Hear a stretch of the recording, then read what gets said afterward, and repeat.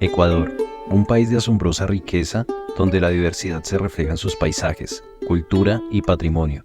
Desde los majestuosos Andes hasta la selva amazónica, sus maravillas naturales fascinan.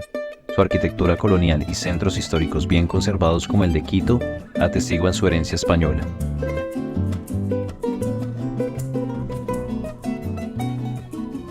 Hablemos primero de la línea histórica de Ecuador y San Antonio. Antes de la llegada de los incas, llevaba como nombre Lulumbamba, que significa llanura de frutas maduras. Para el siglo XVIII después de Cristo, los chiris, pueblo quintucara, habitaba las llanuras dentro del periodo precolombino. Posterior a esto, hasta el periodo colonial, San Antonio llevaba el nombre de Pomasa, el cual se cambió a Pichincha y finalmente a San Antonio. Uno de los hechos más representativos fue en 1936, donde Luis Tufiño, geógrafo ecuatoriano, localizó las señales dejadas por el primer grupo de científicos para situar el monumento mitad del mundo.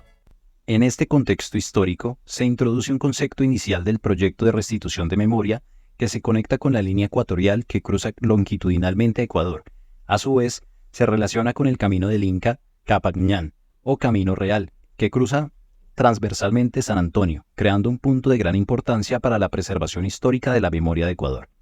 Es de esta conexión que surge el nombre del proyecto, Centro de Arte y Cultura del Camino Real, que pretende convertirse en un punto de referencia en contraste con lo que ocurre en Chile y Perú con monumentos icónicos como Machu Picchu.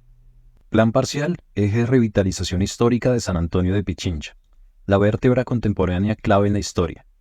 La construcción toma forma a partir de la idea preestablecida de la restitución de la memoria histórica de San Antonio de Pichincha en Ecuador, en evolución de la regeneración en los espacios públicos, preservando la memoria bajo una nueva conectividad sostenible entre el monumento turístico Ciudad Mitad del Mundo, bajo la integralidad de las diferentes capas urbanas, manteniendo una flexibilidad de usos contemporáneos guiados en las costumbres de la comunidad actual, pero generando una cantidad de espacios colectivos urbanos dinámicos contemporáneos.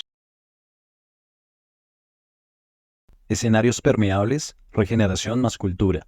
Se busca la permeabilidad de los espacios colectivos bajo la regeneración del espacio público integrando la cultura social y transformando las áreas urbanas en deterioro, para impulsar la apropiación, para asimismo promover el desarrollo sostenible de Pichincha con espacios sociales integrativos, creando diversos escenarios culturales que ayuden a la inclusión de los habitantes de Pichincha.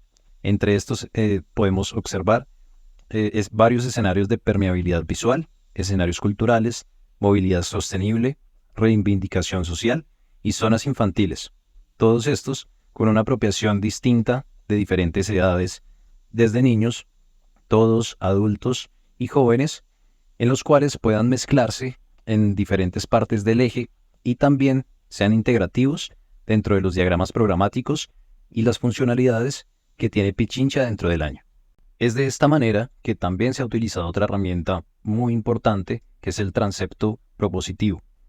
Trabajamos en corte y en planta la propuesta desde la zona natural, rural, suburbana, urbana, comercial y el borde del eje generativo, en donde irá propuesto el proyecto, y además un eje de revitalización que va a ser peatonal para que todas las personas y todas las fiestas puedan ser sobre este eje y puede haber una apropiación directa entre el centro del mundo y el proyecto que se propone. Como lo podemos ver en la planta general, se ve el trazado que se realizó regular según los estudios realizados.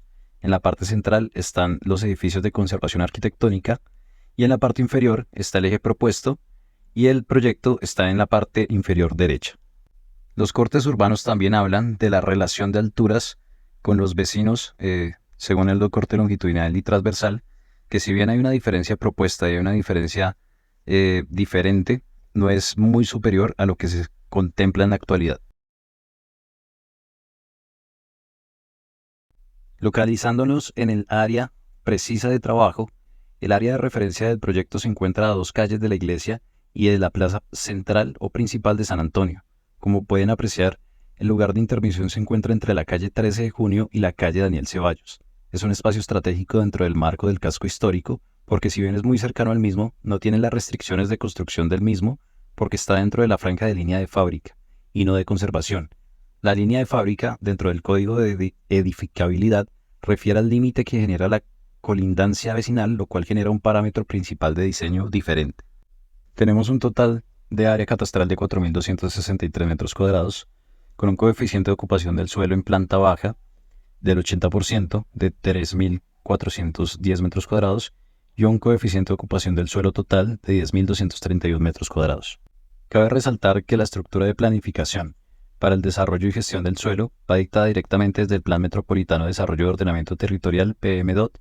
Bien, dentro del proyecto arquitectónico se habla que el texto puede ser tedioso para entender muchas cosas, creo que es muy importante para sentar las bases del proyecto. Dicho esto, se creó un árbol de problemas principalmente para generar la observación, la evidencia y el propósito. El problema principal que se identificó fue la falta de identidad cultural por parte de los habitantes de San Antonio de Pichincha. Las causas son diversas, como la prioridad turística, el crecimiento descontrolado, la falta de planificación y la prioridad industrial. Entre otros efectos, la colonización. Esto generó y evidenciamos la falta de equipamientos, la falta de apropiación por parte de la población endémica, la pérdida de identidad, la destrucción del patrimonio, el deterioro social. Esto genera inseguridad y delincuencia y en general un deterioro social.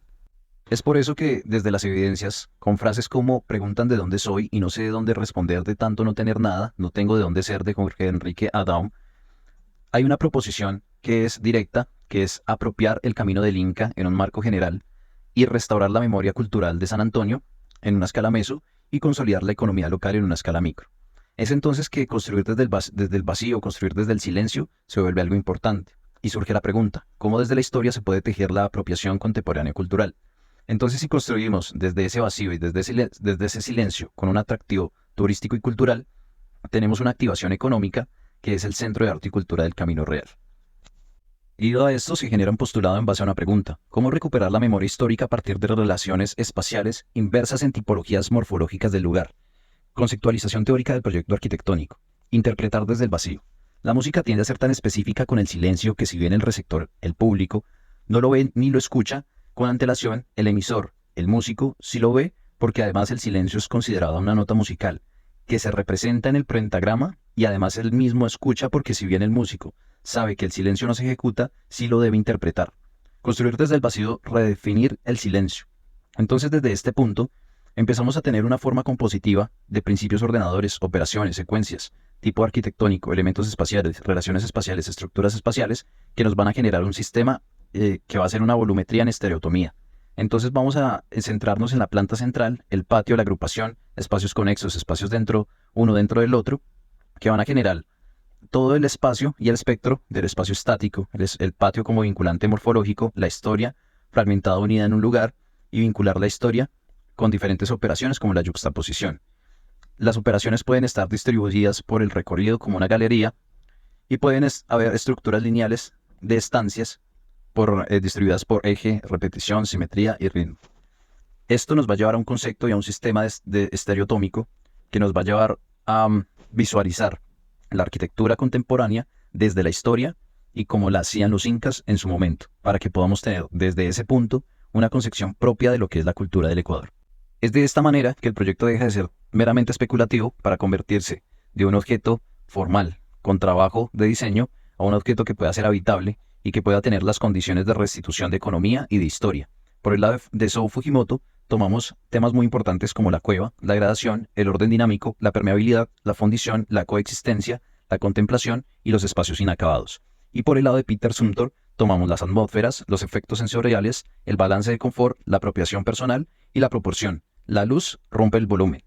Estos son casos y son conceptos totalmente definidos que se van a ver dentro del proyecto y van a hacer que el objeto formal, si bien tenga ese carácter de estereotomía y sea un proyecto sólido y pesado, tenga las condiciones de habitabilidad, que no se aleje tampoco de las condiciones que debe tener la historia desde el tema de los incas.